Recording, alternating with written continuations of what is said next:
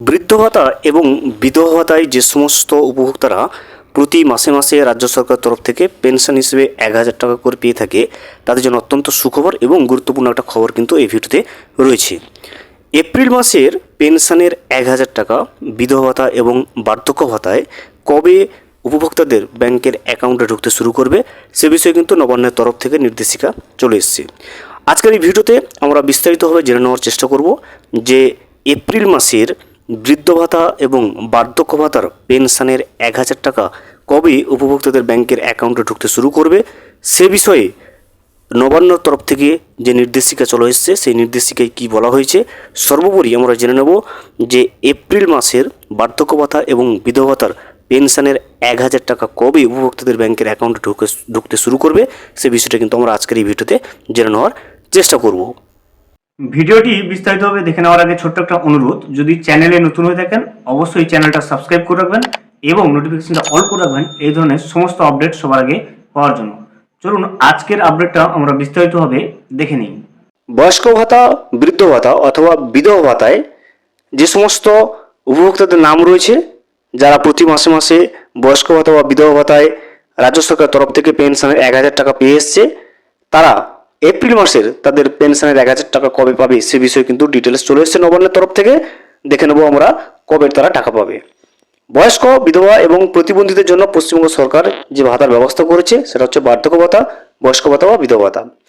রাজ্যের ছাত্রছাত্রী থেকে শুরু করে গৃহবধূ, কৃষক ও বিধবা কিংবা তপশিলি জাতি, উপজাতি, গোত্রভুক্ত ব্যক্তি, আদিবাসী এমনকি মেয়ের বিয়ের জন্য বিভিন্ন ভাতা কিংবা সরকারি সাহায্য বা সবার জন্য বিভিন্ন রকম প্রকল্প চালু করেছে রাজ্য সরকার।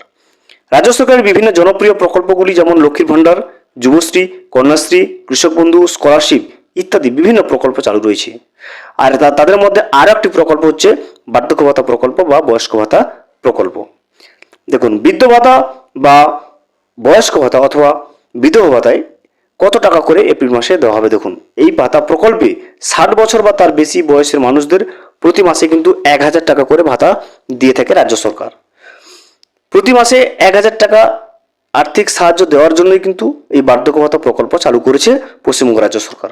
রাজ্যের যে সমস্ত ব্যক্তির বয়স ৬০ বছর বা তার বেশি এবং যারা বর্তমান কোনো রকম কাজকর্মের সঙ্গে যুক্ত নেই, অর্থাৎ কাজকর্ম করার বা উপার্জন করার কোনো ক্ষমতা নেই, ওই সমস্ত অসহায় ব্যক্তিদের সাহায্য করার জন্যই সরকার তরফে এই বয়স্ক ভাতা বা বিধবা ভাতা এবং প্রতিবন্ধী ভাতা প্রকল্প কিন্তু গ্রহণ করা হয়েছে।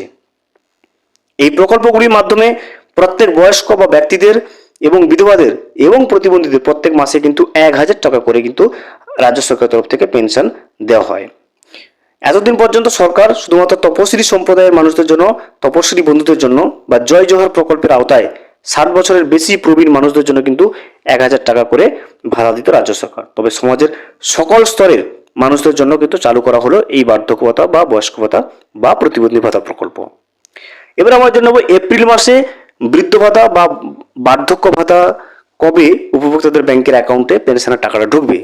দেখুন, এপ্রিল মাসে টাকা দেওয়ার ব্যাপারে নবান্ন থেকে যেটা জানা গেছে যে বৃদ্ধ ভাতা বা বার্ধক্য ভাতায় যে সমস্ত উপভোক্তাদের নাম নথিভুক্ত রয়েছে তাদের এপ্রিল মাসের পেনশনের ১,০০০ টাকা কিন্তু এপ্রিলের ২ তারিখ থেকে এপ্রিলের ১০ তারিখের মধ্যে ওই সমস্ত যোগ্য উপভোক্তাদের ব্যাংকের অ্যাকাউন্টে জমা হয়ে যাবে।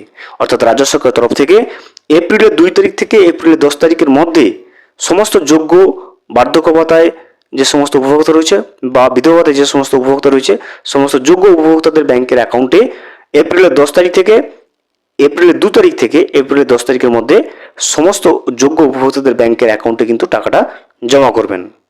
ভিডিওটি সম্পূর্ণভাবে দেখার জন্য অসংখ্য ধন্যবাদ। এখনো পর্যন্ত যদি চ্যানেলে নতুন হয়ে থাকেন এবং সাবস্ক্রাইব না করে থাকেন অনুগ্রহ করে চ্যানেলটা সাবস্ক্রাইব করে পাশে থাকবেন।